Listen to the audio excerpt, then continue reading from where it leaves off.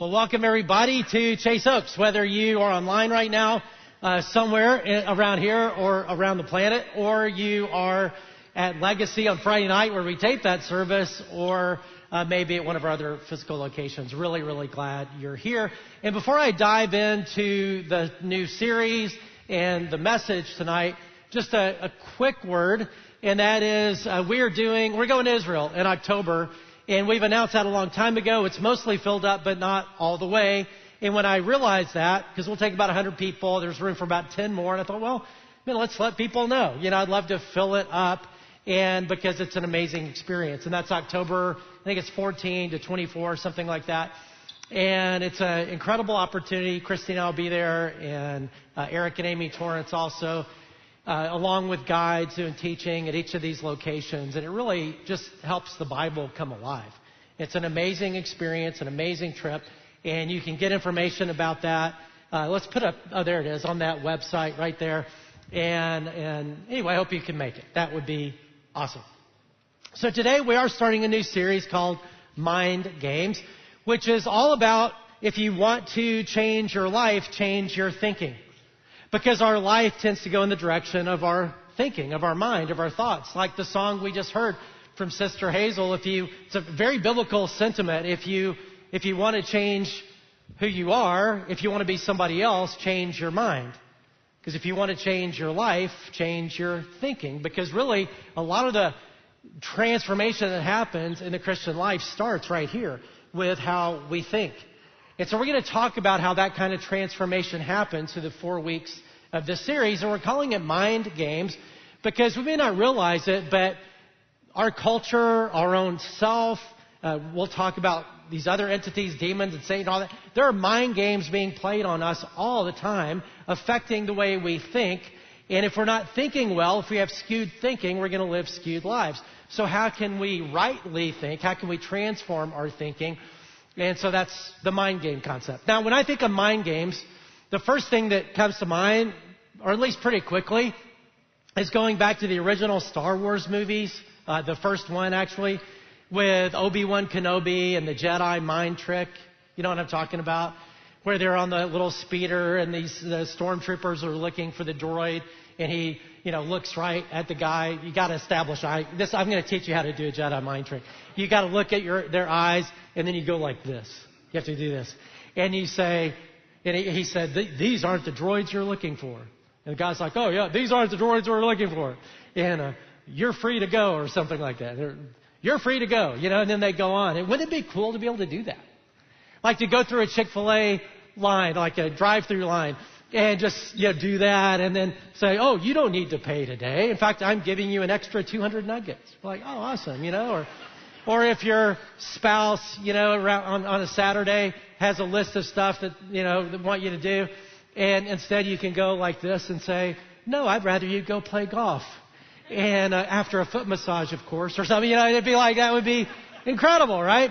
And it's actually more fun thinking about manipulating other people than it is being manipulated ourselves.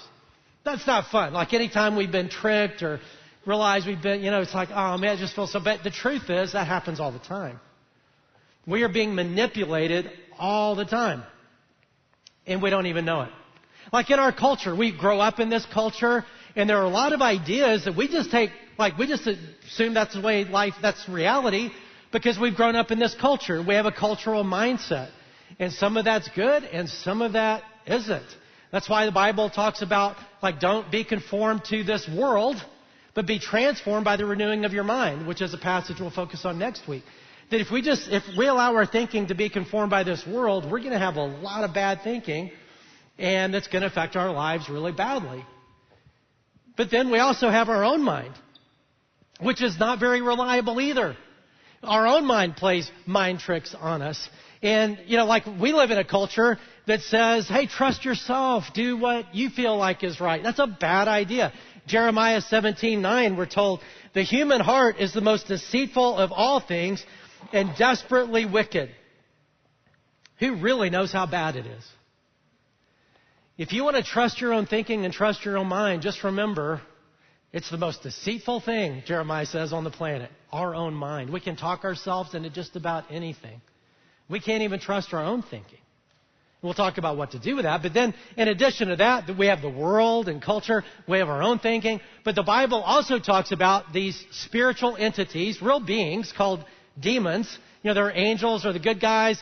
Demons, a bunch of angels rebelled against God a long time ago. And now there's this spiritual battle. And if that's new to you, you can, we've done some series on it in the past that you can look up. And Satan, the devil, is the leader of the, and what they try to do, when people talk about spiritual warfare, primarily that happens in our mind. That's the primary battlefield, is our thinking. Go all the way back to Genesis and Adam and Eve in the garden. And that's what Satan did to Adam and Eve, is he just planted seeds of doubt and helped them think badly. Did God really say that? Do you really think God would do that? And that's all it took to convince them, oh, wait a minute. Yeah, that's right. This other thing does make more sense than what God said. And then, boom, it's over. And Satan is always trying to influence our thinking and to think badly. We're being manipulated all the time. But there's mind games being played on us all the time. Like people talk about disinformation campaigns right now because they're happening all the time. But that's not new. That's been going on since the beginning of time. And so what do we do about that? Because the stakes are really high, because our life will go in the direction of our thinking. Our thinking determines our attitudes, our values, our behaviors, the decisions that we make. And so therefore, like I said earlier, if we have skewed thinking, we're going to have skewed relationships. We're going to have skewed lives. And we all have skewed thinking. All of us. And so in this series, we're going to just say, God, would you unskew our thinking? Would you open up our eyes to see some of the ways that, man, that's not very helpful. Like that's not true. That's a lie. And replace that with truth. And today we're going to talk about how to do that. So in this series, it's a 4-week series, we're going to look at what the Apostle Paul in the New Testament said about this, about how our minds can be renewed, how we can have the mind of Jesus, how we can think more like he does. And each week is going to just advance the conversation a little bit more. We're going to talk today about strongholds in our thinking, just things we assume to be true, and in our culture and in our families and whatever, and what we can do about lies that we believe, and how God can help us move beyond that. And so we're going to be in this passage in 2 Corinthians chapter 10, 2 Corinthians in the New Testament. If you want to find it, 2 Corinthians 10 is a passage where Paul is talking to the Corinthian church in this Greek city called Corinth. And there's a lot of bad ideas that people are buying into. And he's talking, which is, of course, happening all the time for us, too. And he's going to talk about what to do. We don't have to be passive about this. In fact, we can't be. We've got to be active. We've got to take responsibility.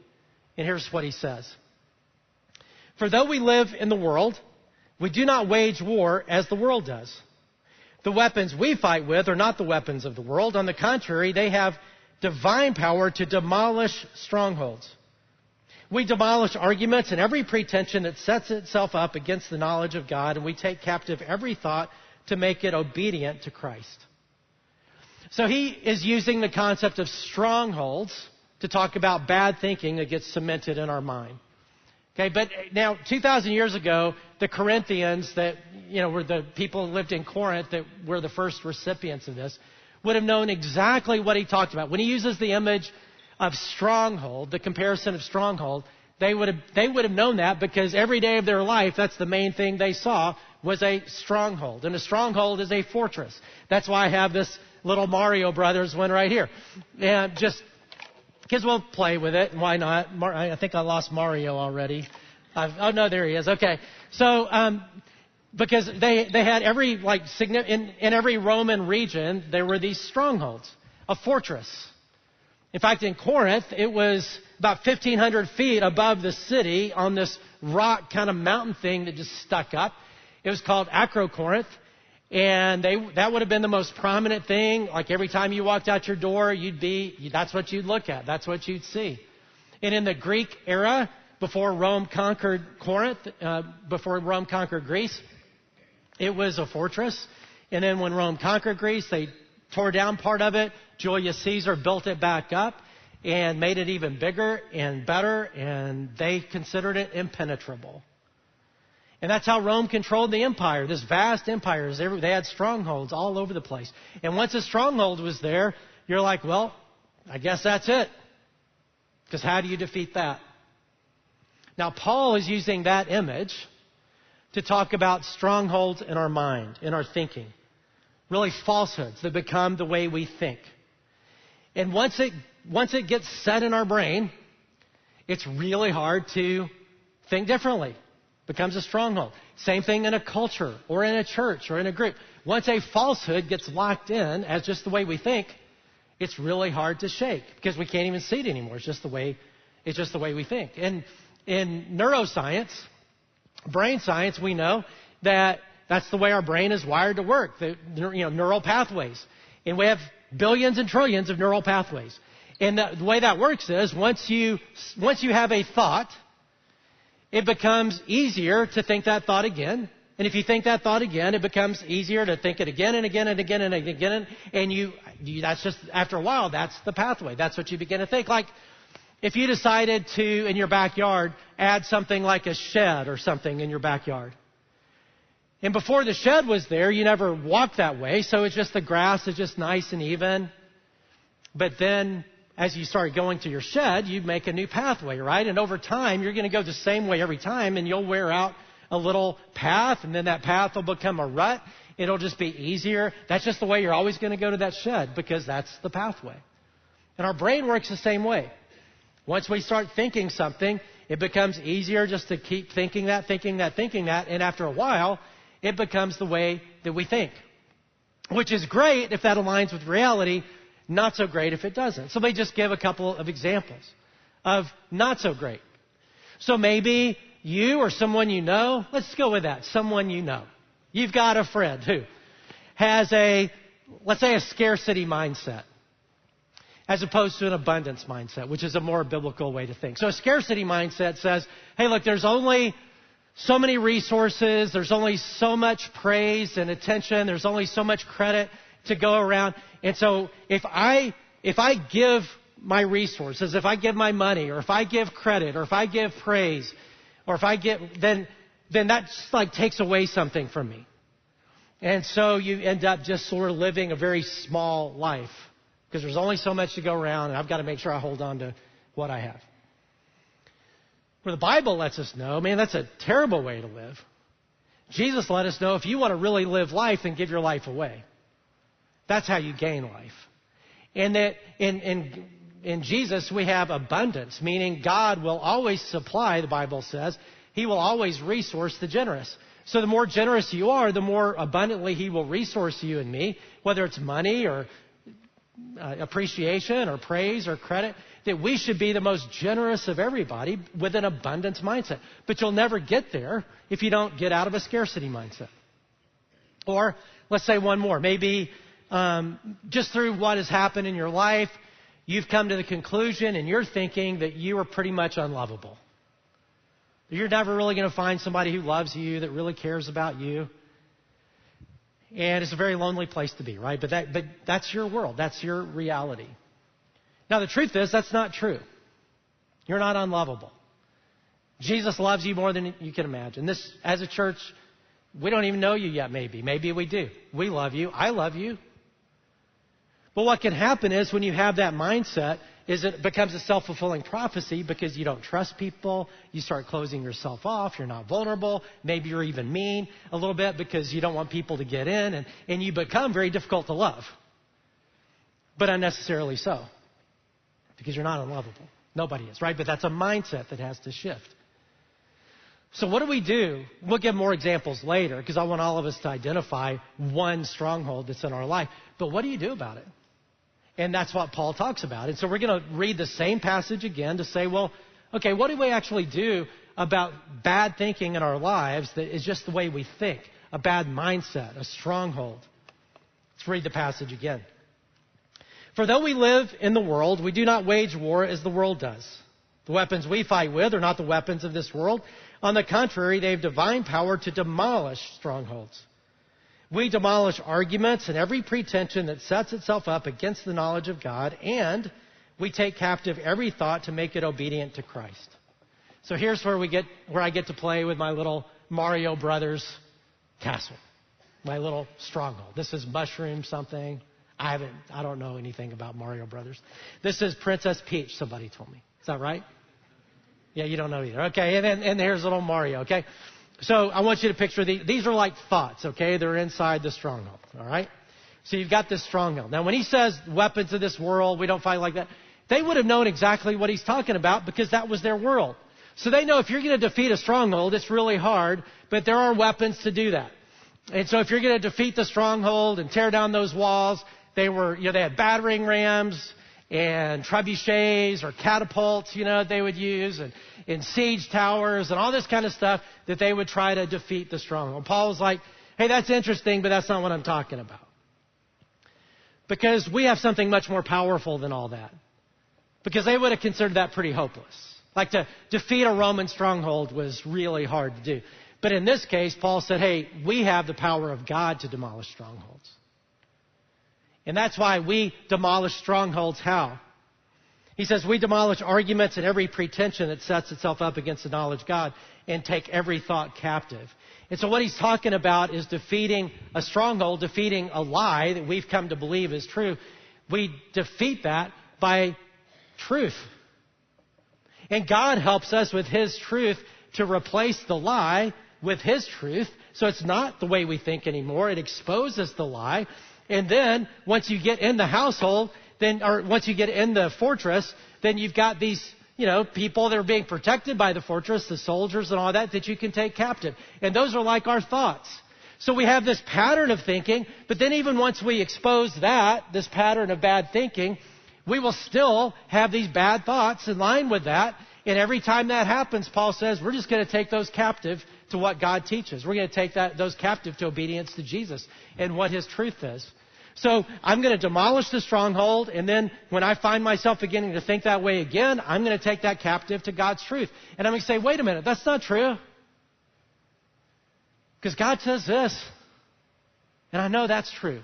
And the cool thing about that is, as we start to do that, you know what happens? Is we start to develop a new mindset.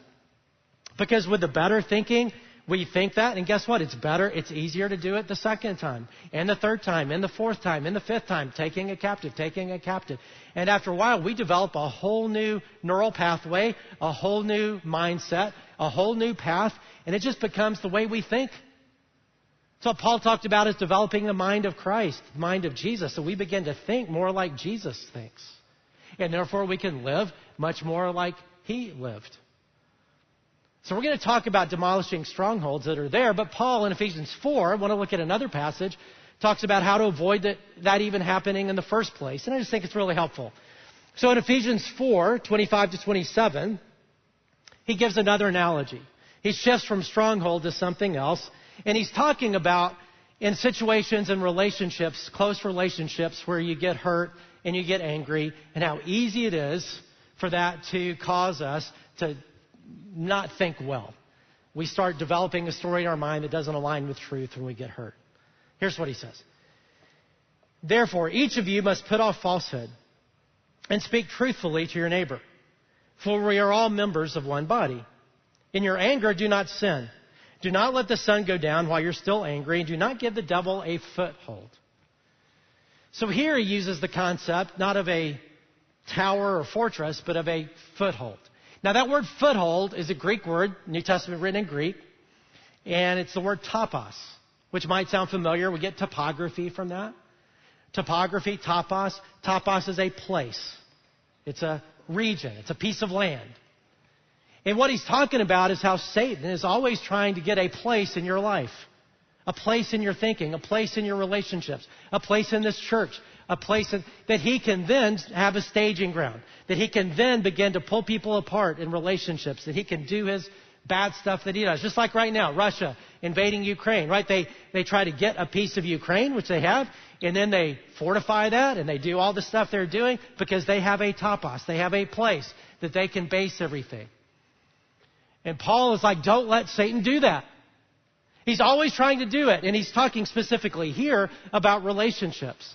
And it's so easy to happen when we get hurt in relationships, like a good friend, or if you're married, your spouse, or your kids, or your parents, or whatever, like church relationships. Satan is always trying to get a place in those and then begin to pull us apart. And it's easy to do because when we get hurt, we start developing a story about why did this person do it? I asked them to do that and they didn't show up. Or I texted them and they haven't responded. Or they said this and it was so hurtful and why would they say that? And they said they would do something and they didn't, or the other way around. And when we get hurt in marriage or in friendship or relationship or something confusing happens at church or whatever it is, right? We start developing a narrative, a story in our head of why that person would do that. And generally it's not true. It's our hurt talking. And our hurt tends to magnify, the negative potential of they just don't care about anybody but themselves. Or whatever it is, right? And they're not really committed to this relationship, or they don't care about me. Which probably has nothing to do with reality, but it becomes our reality if we let it. And then Satan gets a place, and over time, all we do is look for confirmation of our little theory, and that becomes the way we think about that person, and it destroys the relationship. And Paul is saying, don't let that happen. Don't let the sun go down while you're still angry, meaning you deal with it now. Lay aside falsehood, all those theories, and just speak truthfully and say, you know what, I'm confused, I'm hurt, can we talk about it? Because I don't want to make up a story in my head that wouldn't be true. And then, often I found that 95% of the time it's like, oh, no, I'm so sorry. This is what happens. Like, oh, okay. But if you don't do what you said, right, then you give Satan a place. So, best case scenario, don't give Satan a top boss in your life, in your thinking, in your relationships, in your church relationships, your family, your friendships, whatever. Don't let him get a place in your thinking. But if he does, and over time, it's happened to all of us, we have these strongholds, these lies that we believe that we believe to be true. We don't know they're lies, we just think they're truth. Then what do? We demolish them with God's truth. We replace the lie with truth. And over time, that becomes our new way of thinking. Now, I want all of us today to be able to identify one of these lies that have become like a fortress like a stronghold in our thinking. And we're going to demolish it. Okay, so that's the goal of today. Now, I know that's a little abstract. Are you thinking, I don't know. So let me give some examples. So I'm going to share two of mine. Right now, all I want us to do is find one. Okay, so you don't have to find two, but just find one, all right? But here's two of mine just to get going. So here's one lie that I've had to wrestle with most of my life. And that is my worth. This is the lie. My worth comes from my performance. And therefore, I feel really great when things are going great performance-wise, and I feel really terrible when they don't. But all my life, I've had to battle that. Are you familiar with Enneagram, that thing? I'm a 3, if you know what that is, which that's our problem, right? And that is that it's all about performing. It's all about getting the A. It's all about getting, achieving. And so therefore, I can make a lot of mistakes if I believe, and I'm motivated with the idea that my worth is totally dependent on my performance. So, for example, when I was going through school, right, school is very predictable, right? You either get the A or you don't. So for me, motivated that way, I was very motivated to get good grades. In fact, I didn't want to just pass a test or get an A on a test. I wanted to humiliate the professor, that they would ever put something out that easy. I know that's stupid, but I overstudied. I spent way too much time doing that. And I finished at the top of my classes in graduate school and college and all that. You think, oh, that's great. And honestly, you get to the end of that and you're like, yeah, that's actually really empty. Like, who cares? Nobody cares.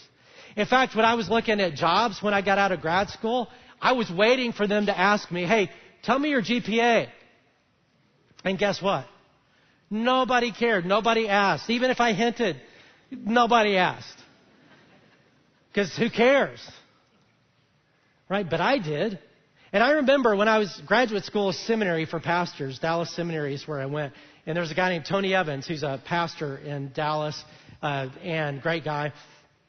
And he came and spoke to us. And I remember this is like it was 4-year master's, so my 3rd year. And I remember him saying, hey, if I had seminary to do all over again, I would make a few less A's, a few more C's, and a lot more friends. And I remember thinking, did you have to go all the way to C? Like, really? Like, maybe B plus, or like, you really have to go all the way to C, because I'm not going there. I'm not going there with you. And some of you parents, I know right now, are nervous because you got, students here, and you're like, Jeff, But I get it. But as I look back, I don't know about C, but I wish I would have relaxed a little bit, because I didn't really develop a whole lot of significant friendships at graduate school and seminary, because I was in the library too. I was doing, and there's a balance in there somewhere, right? But I was fueled by the wrong thing, so I was very imbalanced, because I was trying to prove my worth. And the truth is, what I've learned, and then you start your job, right, and your career. For me is ministry, but then it's all about overperforming and spending too much time and not developing relationships and neglecting my family and neglecting my kids. And Christy had to call time out on that. Thank God she did. And that caused me to begin to look at this deeper lie that I believed in, that my worth is tied up in my performance. And you realize, no, it's not. That my worth is tied up in my relationship with Jesus, and the fact that because of Him and His performance on my behalf, I already have the A in God's eyes. And therefore, I can live in the enjoyment of that rather than trying to gain what I already have. And it's taken me my whole life to just try to get a new mindset. So that's one, okay? You demolish the lie with truth and take every thought captive. And every time I see myself doing that again, then I have to take that little thought and say, nope, it's not true. My worth is totally in God's grace and His love for me that's unconditional, that's unmerited. And therefore, I can live in the enjoyment of it. I don't have to, you get the idea. Another idea, very closely related, is life is best when everybody is happy with me. I like making people happy. I really do. Can you just smile right now? Smile. Real big for me. Come on. Smile real big. Yeah, I love that. Right? I hate angry face. I like happy face. I don't like angry face. I don't like sad face. Too much. Okay? Now, everybody likes happy face better than angry face or sad face, but I can take that to an art form. And somewhere along the line, I learned to just make people smile. I know that sounds weird, but every time I go, like today, I went to Walmart. Walmart is not a very smiley place. And because I went to go get my little castle. And I noticed that as I was walking around, everybody's like smiling at me. And, which is great, but I'm thinking, yeah, I'm kind of used to that. Like everywhere I go, people smile. And it's not like I don't think I'm really trying to, it's not like I do jazz hands like, hey, I'm really not doing all that. But I realize I am doing something. I've learned over time to do that, to try to win people's smile. Because I remember being in New York some years ago, and a friend of mine who lives there walking down the street, and he's like, hey, would you stop it? And I'm like, what? He said, you're being creepy. I'm like, what do you mean I'm being creepy? I'm just walking down the street. He said, like, you're smiling at people. You're making eye contact. We don't do that here. Like, you're like, some people are going to get mad at you. And I'm like, what? But so evidently there's stuff I've learned to do to get people to smile. And guess what? As a leader, can't always do that. And I've had to learn that over the years. If I try to lead just trying to make people happy, that's not the right criterion, right? Because leadership, every time you make a decision, is polarizing. Either people dig it or they don't. You just got to do the best you can to help explain it. And I've had to learn over the years. You will never be an effective leader of anything if you're just wired, all you're trying to do is make people happy. Because you can't. And every decision you make, 20% of people are always going to hate it. 20% of people are going to love it. And 80% or 60% in the middle are going to maybe get used to it over time. It's just the nature of leadership. And I'm entering into one of those phases now. Some of you know I'm writing a book, I've already written it. It's coming out in September, and we'll talk about it. It's not new to you. It's stuff that our church, God's been doing in our church, and we just want to kind of export that conversation to the wider church, to the Big C church, rebranding Christianity. And the idea of that is not about coming up with a new brand. It's going back to the brand that Jesus gave. This is how people will know you're my disciples, if you love the way I've loved. And that's how we should be known, and we're not known. We're losing a generation because we've had a lot of mission drive. So it's just calling us back to, hey, what does it really mean to go back to what proved to be irresistible 2,000 years ago with the early Christians that turned the world upside down? Because, man, we better do something now. And so I think it's a super important conversation. Well, I know it is. I mean, it's the new command. It's the thing that Jesus said. This is how people will know. Like, this is our thing. This is our brand. We've gotten away from that. That's not how we're known. And so let's get back to that. But parts of that are hard conversation. And there's going to be people, I'm not going to get all happy faces. There'll be some confused faces, some angry faces, some sad, it'll be the whole thing. And so but what is my job to do? Well, the truth is not life is best when everybody is happy with me. The truth is life is best when you do what God wants. And so my verse for this season is John 8:29. This is my truth that I'm focusing on. Jesus said this, the one who sent me, which is God the Father, is with me. He has not left me alone, for I always do what pleases him. And that's my job, right? Is to do whatever it takes to please him. And not just when people smile. Does that make sense? You're looking at me like, weirdo. You're our pastor, really? I know. I get it. So those are two lies that I have to wrestle with. I know they're lies. I know they're not true. But still, I'll have those thoughts. And I'll have to take those captive and say, no, that's not true. I want to do that. And so that's what we're talking about. So I want you to identify yours. I've shown you mine, so let's talk about yours. And that's kind of a weird way to say that. So here's some ideas. All right, I'm just going to throw out there that, because this is very abstract. So I don't know. So here's some potential answers. Like when you came in, you got that survey. We're going to talk about that later. Don't do it now. A lot of you are doing it now. But I'm going to give you, I just want to help you find the answer to this one, because it's way more important than what that piece of paper. So it's what is your stronghold? What is the lie that you tend to believe that we've loved God to demolish it with truth and replace that lie with truth? And over time, change our mindset. So here's a few options. One, I'm not good enough and never will be. Maybe that is what you tell yourself. And the truth is you're not good enough. But you don't have to be. Because God is. And He is the one who will enable you and make you good enough. We're qualified not because of us, because of the work of Jesus. That's truth. So every time Satan says, oh, you're not good enough, be like, yeah, of course I'm not. But God is. Jesus is. And that's who qualifies me. No one will ever love me. We've talked about that. Think about the cross. Every one of our campuses here at Legacy, it's right there, has a cross done by the same artist somewhere on that campus. And every time you think about, no one will ever love me, think about that. Maybe something like marriage lie. Since my spouse doesn't make me happy, I need to go get happy with someone else. And the truth is, the goal of marriage is not to be happy. That's a lie. The goal of marriage is to be holy. The goal of marriage is to learn how selfish we are and to become unselfish and to love somebody selflessly. And it's a great, wonderful thing when God wants us to be happy, but if we make that the goal, we're just going to be self-centered. The goal of marriage is to serve and to love and to learn how to do that. You deserve an unhealthy escape. When life gets stressful, I know that third drink, that fourth drink, or watching that, or going there, your brain, Satan, this world will tell you, you deserve it. And that's just going to lead to way more complication. You should feel anxious in this world. This world's going nuts. And I get it. It is. You should feel anxious. There's so much anxiety. But the truth is, we'll talk about, we have a whole week on anxiety and how to get from anxiety to peace. But that's a lie. God is in control of this world, and He's good, and He's working out His plan, and we can trust Him.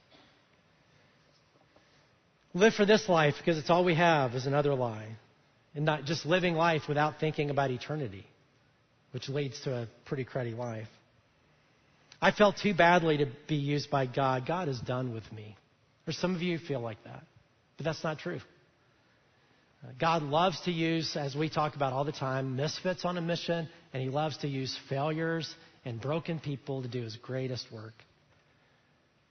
And nobody has failed too much to be used by him. In fact, he wants to transform that. He wants to use your area of failure to be part of your ministry in the future. I'm never going to find freedom from my addiction, just that kind of defeated thinking. Or other kinds of defeated thinking. People in my life only hurt me, so you don't trust anybody. Or one more purchase and then I'll be content. Once I get that next driver, once I get the next pair of shoes, I'm good. I'm set. And how long does that last? Not very long, right? Because greed is an appetite. Just like food, is an appetite. And you're not going to build a great life with greed. That's a lie. Everyone else's life is so much better than mine. Right now in a social media world, everybody's life looks better than mine. Right? Their marriage is so awesome. They're celebrating the anniversary and they're so excited about each other and they're going on these vacations and their kids are amazing and right? Because it's just not reality. It's social media reality. And so it can feel like that. It's not true. I'm never going to be close to God. Some of you feel that way. I'm never going to be close to God. And God wants to be close to you. He wants to draw near to you. I'm never going to have a job I love. God doesn't hear my prayers. I need to do what I feel is best for me. Meaning I need to do what I feel like is right for me. Which sounds so right in our culture.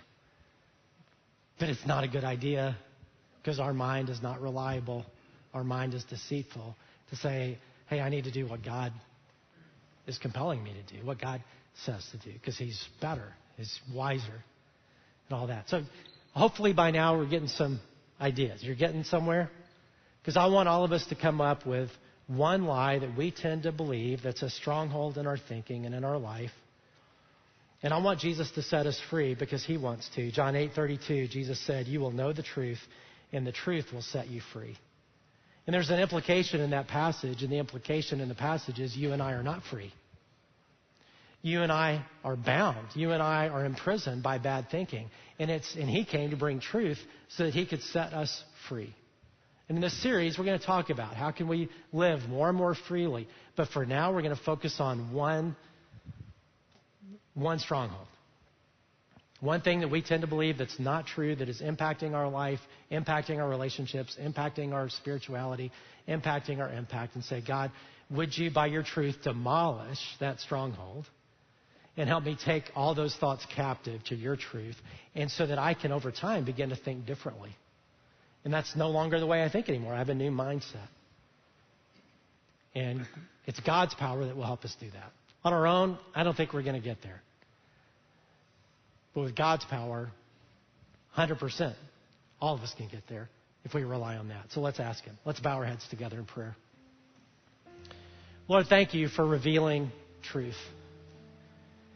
Because as you know, there's all these mind games. I mean, in our world, being conformed to the thinking of this world is just so natural because it's the oxygen we breathe. It's how we grow up. And then we've got our own minds that aren't reliable. And then, of course, there's Satan and all that and whatever that means. And so, God, would you just reveal, would you uncover just one of those things that we believe, that we feel, that's just not reality.